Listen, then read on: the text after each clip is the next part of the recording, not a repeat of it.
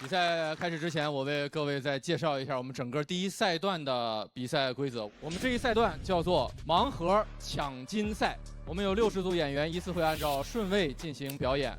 表演结束之后，整个的候场演员会向他发起挑战。在挑战者亮相之前，台上的演员是完全不知道谁是最后的挑战者的。和所有的观众朋友一起，我们像开盲盒一样迎接挑战的演员。每次挑战最多开放2个挑战席位。他们所有人如果愿意挑战的人多，那头排名高的人优先获得挑战的权利。所以最后的挑战会是1v1或者1v1v1，赢的晋级，输的待定。如果台上的人没有人挑战，则直接晋级。全场我们一共是220票，216位观众加上我们4位气氛组组长，1人1票。表演过程中随时都可以为台上的演员投票。为什么是盲盒抢金赛呢？如果台上这位演员得票超过或者等于200票的时候，即刻开启金牌挑战，同时也是2个席位。但是赢的人除了直接晋级之外，还会获得1块复活金牌，在后面的赛段会发挥它的作用。那咱们就开始今年的表演，好不好？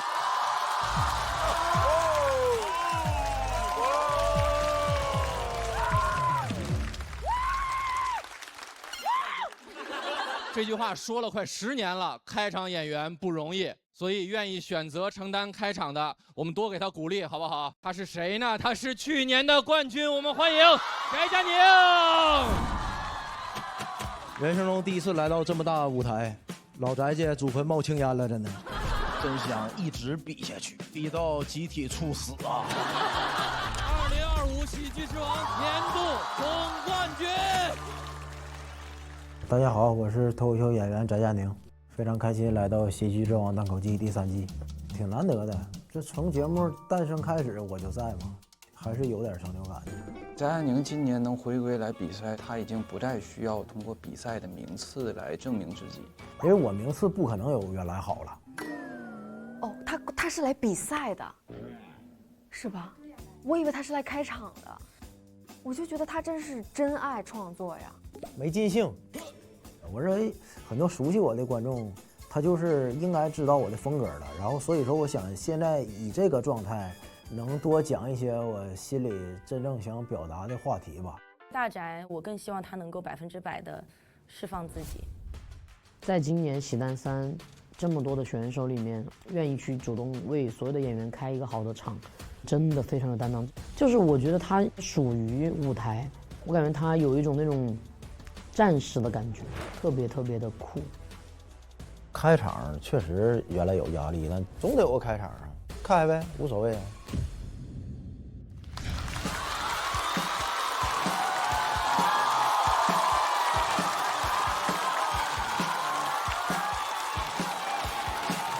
哎，谢谢，还有，谢，好，哎呦，好嘞，好，谢谢大家，我是安宁，谢谢。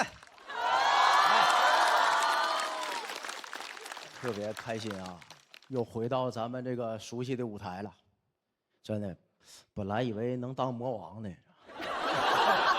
真的。然后节目组就跟我说：“翟呀，你回来比吧，很多老选手都不来了，你得回来呀。”我说：“为啥？”他说：“因为你有担当。”我说：“行，我担当。”然后那你能不能再给开个场啊？我说：“为啥？因为你有担当。”我现在夺完冠之后就是怎么说，冷不丁单就2当，现在单就2当。还有好笑搁后头呢，真的还有那选手问我呢，翟哥你去年都夺冠了也没爆火，还回来比啥呀？我说你别管火不火，我就问你担当不担当。朋友们，说实话，夺完冠之后还是获得很多的，真的。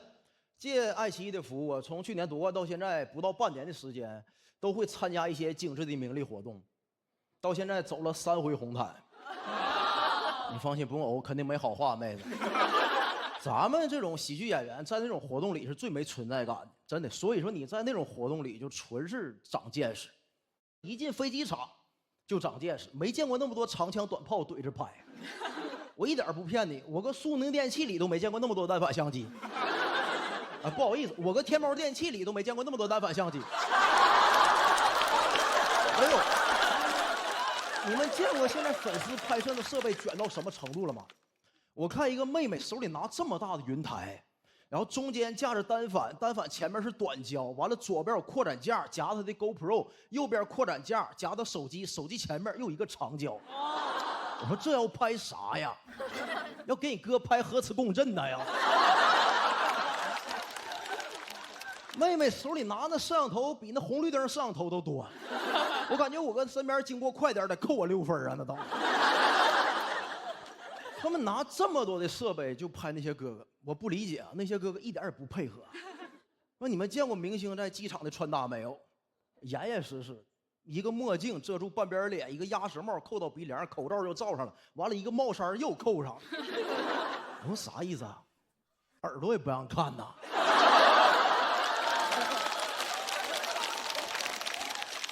朋友们，抢银行还得露俩眼睛呢。我说这多余了，直接拿牛皮纸扣上不就完了吗？不太理解啊。旁边有的路过还不知道，还问我呢，兄弟，你瞅这什么人，感觉这么厉害？我说不知道啊，瞅穿搭像阿拉伯人呢，瞅着像。长见识。而且你会被明星分配到同一个就是商务舱头等舱里。哎，朋友们，说实话，我喜欢商务舱，但不太喜欢跟明星一起坐商务舱。为什么？因为一眼就能看出来你是那人群里最喜欢商务舱的人。我当时是最素的，真的，我前后左右都是顶流，我那个状态特别像满汉全席桌子中间放着盘拍黄瓜，整个商务舱里所有人都戴口罩，就我不戴。那个画面特别像我2月没洗澡给人哥哥熏着了，你知道吗？而且很多这些明星有狂热的粉丝跟他这趟飞机，我当时坐过道，很多粉丝都不认识我，但每一个从我身边经过的粉丝，没有一个感觉我德不配位能坐在那儿。每一个路过我的人都给我肯定的眼神儿。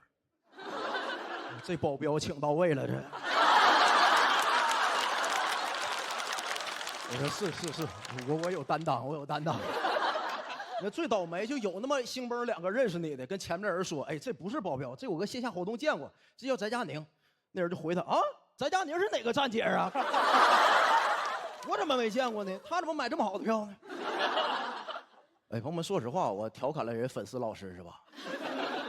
但我说实话，我当时参加完这3个活动，对粉丝就是羡慕。现场有追星的朋友吗？有。这些啊，说实话，朋友们，剩下不追星的我都可怜你们。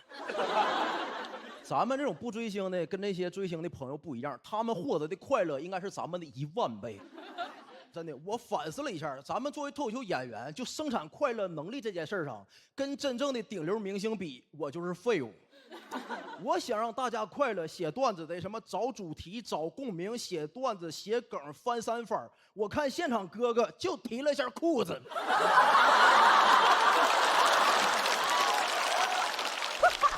对，现场就，哎，行了，不要骗彼此了，啊，晚了。我当时都没明白，我说啊，咋的了？咱们又要办奥运会了吗？我一点不骗你们朋友们，就他哥哥提裤子的时候，哪怕我在旁边就脱裤子，没人能发现都。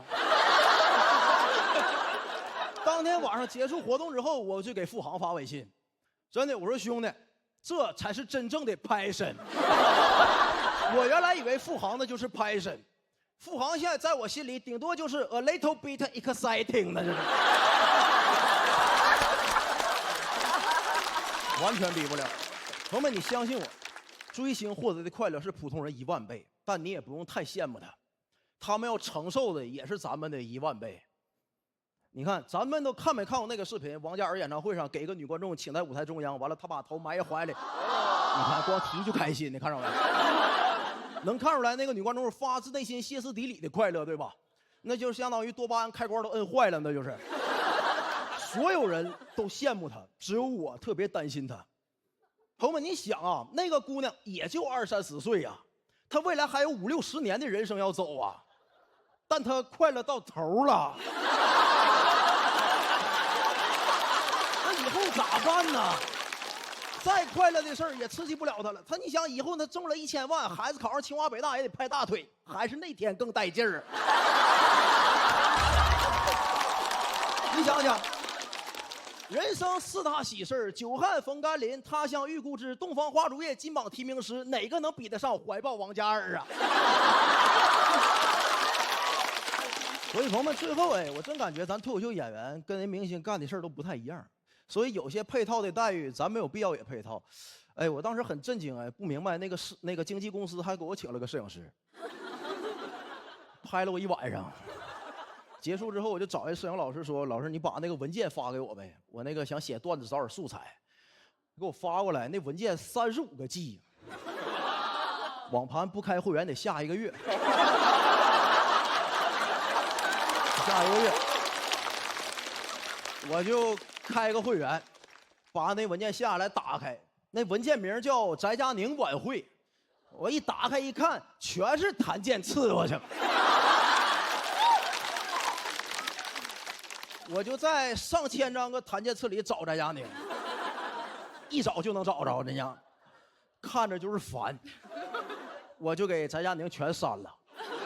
35个 G 给我全删了，那文件还剩35个 G 呀。祝各位生活愉快，谢谢大家，谢谢。谢谢翟佳宁，喜欢他新浪微博的朋友一定记得为他投票。谢谢，谢谢，谢谢。3、2、1。爱情。